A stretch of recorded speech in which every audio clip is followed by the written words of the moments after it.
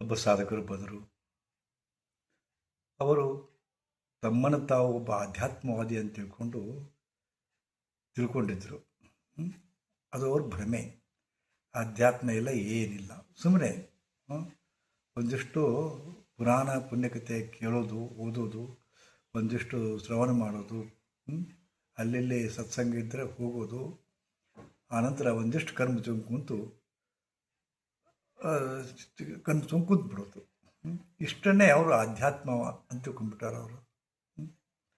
ಅದಕ್ಕೆ ಅವರು ಆಶ್ರಮಕ್ಕೆ ಭೇಟಿ ಕೊಟ್ಟು, ನಾನು ಇರಲಿಲ್ಲ, ಎಲ್ಲವನ್ನು ನೋಡಿ ನನಗೆ ಕಾಂಟ್ಯಾಕ್ಟ್ ಮಾಡಿ, ನಿಮ್ಮ ಹತ್ರ ನನ್ನ ಆಧ್ಯಾತ್ಮ ಸಾಧನೆಯೊಳಗೆ ನಿಮ್ಮನ್ನು ನಾವು ಮಾರ್ಗದರ್ಶಕರಂದಿಕೊಂಡು ತೊಗೊಂಡಿದ್ದೀವಿ ಅಂತ ನನಗೆ ಪ್ರಮೋಷನ್ ಕೊಟ್ಟವ.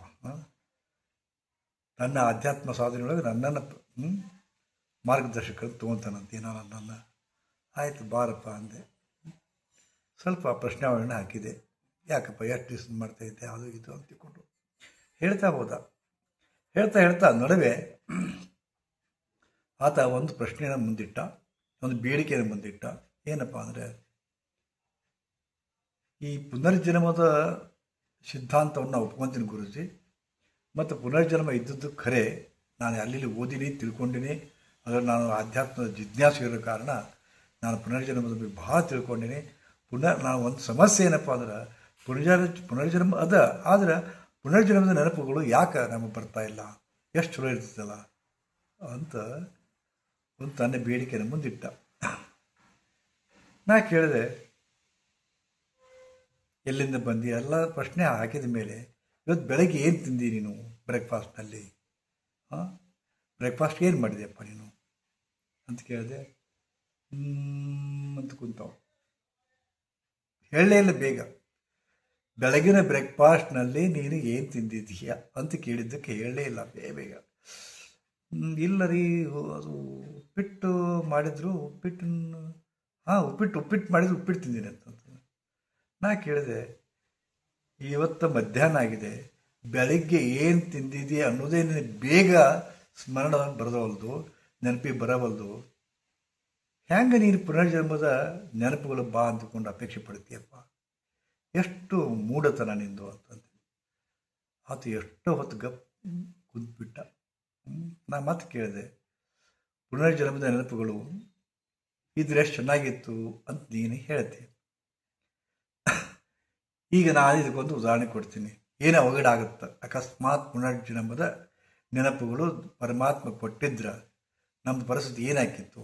ನೀನು ಯಾವುದೋ ಒಂದು ಗುಡಿ ಹೋಗ್ತೀಯ, ಯಾವುದೋ ಒಂದು ಗುಡಿ ಹೋದಾಗ ಅಲ್ಲಿ ನೆನಪು ಬಂದಿರ್ತಾಳೆ.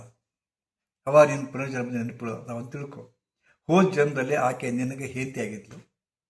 ಈಗ ಹೋಗಿ ಬಾರೇ ಇವ್ರು ಕೂಡ ಯಾಕೆ ಅಡ್ಡಾಡ್ತಿ, ನೀ ಹಿಂದಿನ ಜನ್ಮ ನನಗೆ ಹೇಂತಿ ಆಗಿದ್ದೆ ಅಂತಂದ್ರೆ ಏನು ಗತಿ ಆಗತ್ತೆ ಅಂತ ಪರಿಸ್ಥಿತಿ ಅಂತಂದೆ. ಕಪಾಲ ಗೆಡ್ಡೆ ಹೊಡಿತಾಳೆ ಆಕೆ. ಅದಕ್ಕೆ ಪರಮಾತ್ಮನ ಸೃಷ್ಟಿ, ಪರಮಾತ್ಮನ ಏನದಲ್ಲ ಅದು ಎಂದೆಂದೂ ಒಂದಿಂಚು ಕೂಡ ಏರ್ಪೇರಿರುವುದಿಲ್ಲ, ಎಲ್ಲವೂ ಕರಾರುವಾಕಾಗಿರ್ತದೆ. ಅಕಸ್ಮಾತ್ ಪುನರ್ಜನ್ಮದ ಎಲ್ಲ ನೆನಪುಗಳು ಇತ್ತಪ್ಪ ಅಂದರೆ ನೀನು ಹುಚ್ಚಾಕಿದ್ದಿ. ಈಗಲೇ ಕೆಲವು ಭೂತಕಾಲದ ನೆನಪುಗಳು ಬಂದು ನಿನ್ನಲ್ಲಿ ಉಳ್ಕೊಂಡು ನೀ ಹುಚ್ಚಾಗಿ ಈಗ ಪೂರ ಹುಚ್ಚಲ್ಲ, ಡಬಲ್ ಹುಚ್ಚಾಗಿ ಬದುಕು ಮಾಡೋದು ಕಂಡಿಡ್ತಿತ್ತು ಅಂತ. ಎಷ್ಟೋ ಹೊತ್ತಿನ ಮೇಲೆ ಕುಂತ ನಾ ಹೇಳಿದ್ದು ಅವನು ಸರಿ ಅನ್ನಿಸ್ತು. ಸೊ ಅವನ ಮೂಲಕ ನಿಮಗೆಲ್ಲರಿಗೂ ಒಂದು ಸಂದೇಶ ಏನಪ್ಪ ಅಂದ್ರೆ, ಎಲ್ಲರೂ ಪುನರ್ಜನ್ಮದ ಬಗೆಗೆ ಜಿಜ್ಞಾಸುಕತೆ ಒಳಗಾಗಿದ್ದಾರೆ. ಪುನರ್ಜನ್ಮ ಅನ್ನೋದು ಐತಿಲ್ಲೋ ಗೊತ್ತಿಲ್ಲ, ಇದೇ ಅಂತ ಒಪ್ಪಿಕೊಂಡಾಗ ಈ ಥರದ ಪ್ರಶ್ನೆಗಳು ಮತ್ತೆ ಹುಡ್ತಾವೆ. ಆದರೆ ಈ ಪ್ರಶ್ನೆಗಳಿಗೆ ನನ್ನ ಉತ್ತರ ಏನಪ್ಪ ಅಂತಂದ್ರೆ, ದೇವರು ಕರುಣಾಮಯ ಅದನ, ದಯಾಮಯ ಇದನ. ಹೋದ ಜನ್ಮದ ನೆನಪುಗಳನ್ನು ಮರೆಮಾಚಿ ಈ ಜನ್ಮದ ಅಷ್ಟೇ ಕೊಟ್ಟಿದ್ದಕ್ಕೆ ನಾನು ಅವನಿಗೆ ಕೃತಜ್ಞತೆ ಸಲ್ಲಿಸ್ತೀನಿ. ಆ್ಯಕ್ಚುಲಿ ಇಲ್ದಿದ್ರೆ ಮರೆಗೂಡಿತನ ಕೂಡ ಮರೆವು ಕೂಡ ಪರಮಾತ್ಮ ಕೊಟ್ಟು ಒಂದು ವರ.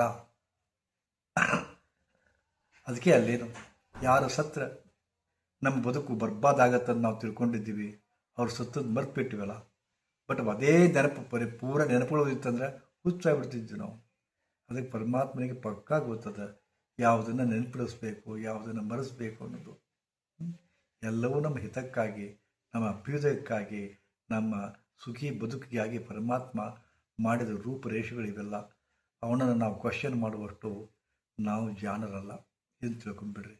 ಅದಕ್ಕೆ ಇರೋದನ್ನು ಒಪ್ಕೋಬೇಕು. ಪರಮಾತ್ಮ ಪುನರ್ಜನ್ಮ ಕೊಟ್ಟನೋ ಇಲ್ಲೋ ಗೊತ್ತಿಲ್ಲ, ಅಂತೂ ಜಿಜ್ಞಾಸೆ ನಡೆದದ ಇದೆ. ಭಗವದ್ಗೀತೆ ಪ್ರಕಾರ ಮತ್ತು ಕೆಲವೊಂದು ಪುರಾಣಗಳ ಪ್ರಕಾರ, ಕೆಲವು ಸಿದ್ಧಾಂತಗಳ ಪ್ರಕಾರ ಪುನರ್ಜನ್ಮ ಇದ್ದದ್ದು ಖರೆ ಅದ. ಆದರೆ ಮನುಷ್ಯ ಜನ್ಮ ಹೋದ ಜನ್ಮದೊಳಗೆ ಮನುಷ್ಯನಾದವನೇ ಇವಾಗ ಮನುಷ್ಯನಾಗ್ತಾನ, ಹೋದ ಜನ್ಮ ಕತ್ತೆ ಆಗಿದ್ನ, ಹೋದ ಜನ್ಮದ ಹಂದಿ ಆಗಿದ್ನ, ಅವೆಲ್ಲ ನಿಖರತೆ ಇಲ್ಲ. ಕೆಲವು ಜನ ಮನುಷ್ಯನಾಗಿ ಹುಡ್ತಾನ, ಕೆಲವು ಹಂದಿ ಜನ್ಮ ಪಡೆದವ ಈ ಮನುಷ್ಯನಾಗ್ಯಾನ, ಕೆಲವೊಂದು ನಾಯಿ ಜನ್ಮ ಪಡೆದವ ಮನುಷ್ಯನಾಗ್ಯಾನ, ಹೀಗೆಲ್ಲ ಹೇಳ್ತಾರೆ. ಅದಕ್ಕೆ ನಿಖರತೆ ಇಲ್ಲ. ಕಾರಣದ ತಲೆ ಕೆಡಿಸೋಬೇಡಿ, ಹೌದಾ? ಸೊ ಮರಿಗುಳಿತನ ಮತ್ತು ನೆನಪುಗಳು ಪರಮಾತ್ಮ ಕೊಟ್ಟ ಮಹಾನ್ ವರಗಳು. ಯಾವುದನ್ನು ನೆನಪಿಡಬೇಕು ಪರಮಾತ್ಮನಿಗೆ ಗೊತ್ತದ, ಯಾವುದನ್ನು ನಾವು ಮರಿಬೇಕು ಅನ್ನೋದನ್ನು ಪರಮಾತ್ಮನಿಗೆ ಗೊತ್ತದ. ಎಷ್ಟು ಚಂದ ಮರೆಸ್ತಾನ, ಎಷ್ಟು ಚಂದ ನೆನಪಿಡಿಸ್ತಾನ. ಸುಮಧುರ ನೆನಪುಗಳನ್ನು ಸದಾ ಸಾಯುವವರೆಗೂ ನೆನಪಿಟ್ಟಿರ್ತಾನೆ. ನಮ್ಮ ಮನಸ್ಸನ್ನು ಕಲಕುವ ಘಟನೆಗಳನ್ನು ಮರೆಸಿಬಿಡ್ತಾನೆ. ಇಲ್ಲಿಗೆ ನಾವು ಶಾಕ್ ಆಗಿ ಹುಚ್ಚರಾಗ್ಬಿಡ್ತಿದ್ವಿ ಅಥವಾ ಆತ್ಮಹತ್ಯೆ ಮಾಡ್ಕೊಂಡು ಸತ್ತು ಹೋಗಿದ್ದೆವು. ಕಾರಣ ಪರಮಾತ್ಮ ಏನು ಮಾಡಿದನೋ ಅವನ ಸೃಷ್ಟಿಯನ್ನು, ಅವನ ಏನು ಒಂದು ಮೆಕ್ಯಾನಿಸಮ್, ಬದುಕಿನ ಮೆಕ್ಯಾನಿಸಮನ್ನು ನಾವು ಒಪ್ಕೋಬೇಕಷ್ಟೆ. ಚಂದ ಇರಬೇಕು. ಏನು ಕೊಟ್ಟಾನ ಪರಮಾತ್ಮ ಅದನ್ನು ಸ್ವೀಕಾರ ಮಾಡಬೇಕಷ್ಟೆ. ಅಂದರೆ ನಮ್ಮ ಬದುಕು ಹಸನಾಗಿರುತ್ತೆ. ಇದು ಬರೀ ಕನ್ಫ್ಯೂಷನ್. ಇದಕ್ಕೆ ನೀವೇನಂತೀರಿ?